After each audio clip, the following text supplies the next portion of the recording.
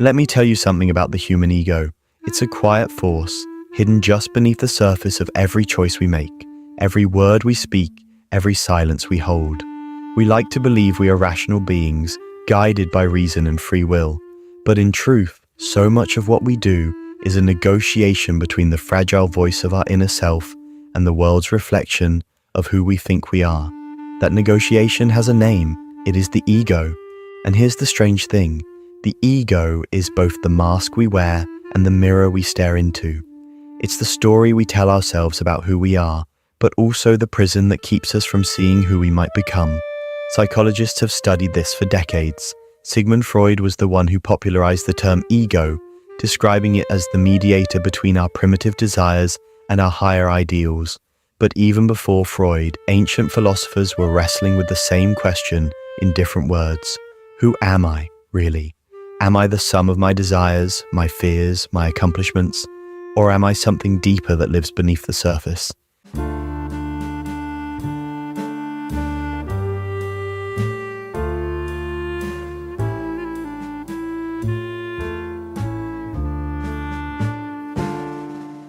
Now, before we go further, I want you to imagine something. Imagine you walk into a crowded room, and in that instant you feel dozens of invisible threads tugging at you. You stand taller, you adjust your tone, you laugh at things you might not laugh at alone. What's happening there isn't just social behavior, it's your ego performing a role. And the fascinating part is, even if you walked into that room with no script, your ego would still hand you one. It whispers, this is how they should see you. This is how you'll be safe. This is how you'll belong.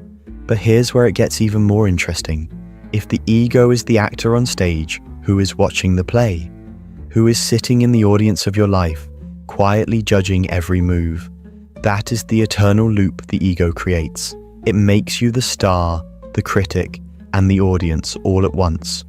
And when you begin to notice this, really notice it, the way you see yourself starts to shift. Here's something researchers discovered. The ego is not just about arrogance or pride. In fact, most of the time, it's about protection. Think of it as a shield. According to studies in social psychology, the ego works as a kind of defense mechanism, preserving our self-esteem when the world threatens to crack it. When someone criticizes us, when we fail, when we feel invisible, the ego steps in. It bends the truth, reshapes the memory, polishes the narrative until it feels bearable again. But here's the paradox. The very thing that protects us is also the thing that can suffocate us. Because when the ego becomes too strong, it stops us from growing. It tells us, you are already right. You are already enough. You don't need to question yourself. And in that moment, the same shield that once kept us safe becomes a cage we build around ourselves. Now let me ask you something. How many times in your life have you argued? Not because you were truly certain, but because the thought of being wrong felt unbearable. How many times have you held onto an identity, a label, a title, even when it no longer fit you, just because the alternative was too frightening? That's ego. And if you think you don't have one, that's just your ego talking in disguise. There's a psychological term for this. It's called cognitive dissonance. It describes the discomfort we feel when our beliefs and our actions don't match. The ego's job is to reduce that discomfort. If you see yourself as honest but tell a lie, the ego whispers, it wasn't really lying. It was protecting someone.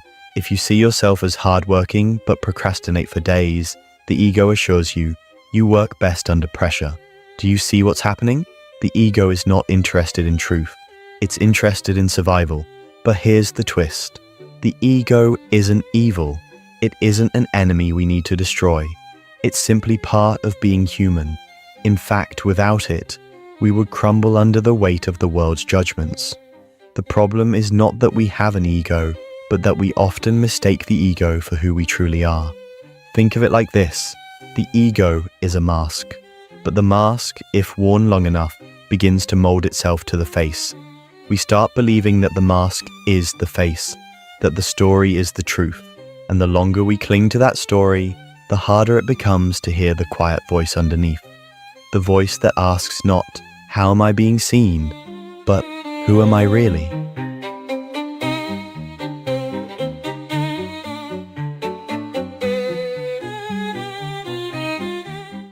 Now here's where the curiosity deepens. Modern neuroscience shows us something fascinating. The brain has what's called a default mode network. This network lights up when we're thinking about ourselves, our past, our future, our image in the world. It is, quite literally, the biological footprint of the ego. And the most curious thing, this network goes quiet during states of deep meditation or moments of complete flow, when an artist paints, when a musician loses themselves in sound, when you forget yourself in the beauty of the present moment. In those rare moments, the ego loosens its grip, the mask slips, and for a fleeting second, you are simply here, unfiltered, undefended, free. But here's the irony. The ego, even when it quiets, finds its way back. You meditate and then your mind whispers, "Look how calm I am. I must be good at this." That's the ego sneaking in through the back door. It's as if the ego cannot stand being unseen. It thrives on attention, even the attention of trying to let it go. Let me tell you a story. There was once a monk who spent years in silence, determined to overcome his ego. One day, another monk asked him, "Why are you silent?" And he replied, "Because silence makes me more holy." And in that moment, he realized his silence had simply become a louder form of ego. That's the paradox. The ego can attach itself to anything, even humility. So where does this leave us? If the ego is both our shield and our prison, how do we live with it? That is the heart of the question. And this is where I want to open a loop. Because what I discovered in studying psychology and philosophy is that the ego is not something we conquer. It's something we befriend, and the way we befriend it changes everything about how we live. But before I explain that, let's pause here. Think about the last time someone hurt your feelings, even in a small way. Maybe they ignored your message. Maybe they disagreed with you in front of others. Maybe they didn't give you the recognition you thought you deserved. Do you remember how it felt? That tightening in the chest, that voice saying, "Don't they know who I am?" That's the ego in its rawest form. And the fact that we all feel it tells us something important. The ego is universal. It's not a flaw. It's a shared condition of being human. And here's the hidden beauty. If we can learn to see the ego clearly, if we can catch it in the act without shame, it begins to lose its control. Awareness is like sunlight. The moment we shine it on the ego, it begins to dissolve, and beneath it we discover something softer, something more authentic, the self that doesn't need masks to survive. But what does that self look like? And how do we touch it in everyday life? That, I promise you, is where the real transformation lies. And it might just change the way you see yourself forever. The truth is, the ego will never disappear. Anyone who tells you they've destroyed their ego is simply living inside another ego story. But what we can do is change our relationship to it. Instead of letting it drive the car, we can invite it to sit in the passenger seat. Instead of seeing it as the enemy, we can recognize it as the scared child within us, trying always to keep us safe.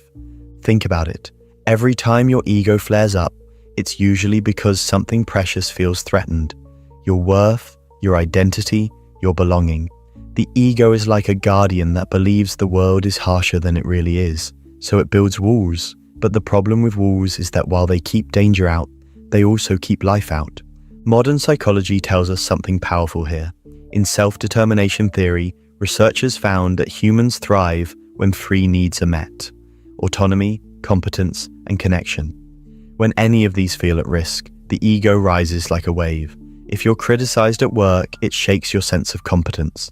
If someone rejects you, it threatens your connection. If you feel controlled, your autonomy is under fire, and so the ego steps in to defend. But what if, instead of reacting with defense, we paused and asked, what is my ego protecting right now?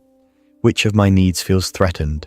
That small shift, awareness instead of reaction, can open a door to something deeper. Let me give you an example. Imagine you're in a conversation and someone interrupts you. Instantly your chest tightens. You feel dismissed, invisible. The ego wants to snap back to reclaim space. But if you pause, if you breathe, you might notice. My need for respect feels threatened. My ego is trying to defend me, and suddenly you have a choice. You can lash out, or you can speak calmly, firmly, from a place beyond the ego. The situation transforms not because the ego vanished, but because you saw through it. This practice of seeing the ego clearly is not just psychological, it's deeply spiritual. Many wisdom traditions across time have pointed to the same truth. Freedom begins when we realize we are not the voice in our head. We are the awareness behind the voice. The ego shouts, defend yourself, prove yourself, control everything. But the deeper self whispers, you are already enough. And the more we tune into that quieter voice, the more we begin to live from authenticity rather than fear. But here's where the paradox continues. The ego is not only a source of suffering, it is also a source of drive. Some of the greatest works of art, the boldest discoveries, the deepest ambitions, all were fueled by a kind of ego. The painter who longs to be remembered, the scientist who craves recognition, the leader who wants their vision to matter. Strip all of that away, and perhaps none of these creations would exist. So the goal is not to erase the ego, but to integrate it, to let it serve us without enslaving us. Think of the ego as fire. In a fireplace, it warms the home. Uncontained, it burns the house down. The key is not to fear the fire, but to learn how to hold it. Now, here's something I find fascinating. Studies on meditation and mindfulness consistently show that people who practice awareness develop a different relationship with the ego. They don't necessarily become egoless. Instead, they become less identified with the ego's fluctuations. When praised, they don't cling. When criticized, they don't collapse. Their sense of self is anchored in something deeper than approval or rejection. And maybe that is the secret, learning to anchor yourself not in the story of the ego, but in the ocean of awareness beneath it. But how do we get there in daily life, outside of meditation cushions and philosophy books? The answer might be simpler than we think. It begins with small acts of noticing. Notice the moment you feel the urge to prove yourself. Notice the sting of being overlooked. Notice the swelling pride when someone admires you. Each of these moments is the ego at work, and each is an invitation to smile at it gently, rather than be consumed by it. There's a metaphor I love. Imagine the ego as a stage actor who refuses to leave the spotlight. Every time you try to push it off stage, it fights harder. But if you simply bow to it, acknowledge it, and let the play go on, the actor begins to relax. In time, it may even step aside, allowing new characters to emerge, like compassion, humility, creativity, and love. And here's the beautiful twist. When the ego loosens, we actually become more connected to others. Why? Because the ego is obsessed with separation. It says, me versus you, my worth against your worth. But when the ego softens, we see ourselves in others. We realize that behind every ego is the same fragile need to be seen, to be valued, to be safe. Suddenly, the people who once threatened us become mirrors of our own humanity, and that recognition changes everything. Imagine a world where, instead of reacting to each other's egos with more ego, we responded with understanding. The angry driver, the boastful colleague, the critical parent, all of them are simply egos trying to protect something tender underneath. If we could see that clearly, how much gentler might we become? But here's the question that lingers. If we are not our ego, then who are we? That is the mystery at the heart of human existence. Some say we are consciousness itself, the silent witness behind the drama. Some say we are love, stripped of all defense. Others say the question cannot be answered in words, only lived. Whatever the truth, one thing is certain. The more we learn to see the ego without being swallowed by it, the closer we come to touching that deeper reality. And so here is the paradoxical gift. The ego, though it often blinds us, is also the doorway to awakening. Every flare of pride, every sting of insecurity, every desperate attempt to prove ourselves, each is a signal, a flashing light saying, look here. Something deeper is hiding beneath. If we follow those signals with curiosity instead of judgment, the ego becomes not an enemy, but a teacher. Let me close with this thought. One day, you will look back at your life, not at the trophies or the titles, not at the applause or the approval, but at the quiet moments, the way you laughed with a friend, the way you held someone's hand, the way you allowed yourself to be vulnerable and real. In those moments, the ego had no script. It was silent. And yet, those are the moments that will shine the brightest. So perhaps the lesson is not to destroy the ego, but to live gently alongside it, to notice its whispers, to thank it for its protection, but to remind it softly, you are not the master here. You are only a voice in the chorus, and beneath your voice there is music far greater, waiting to be heard. And if you carry nothing else from this, carry this.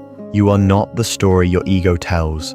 You are the awareness listening to the story, and that awareness, untouched, unbroken, infinite, that is who you truly are.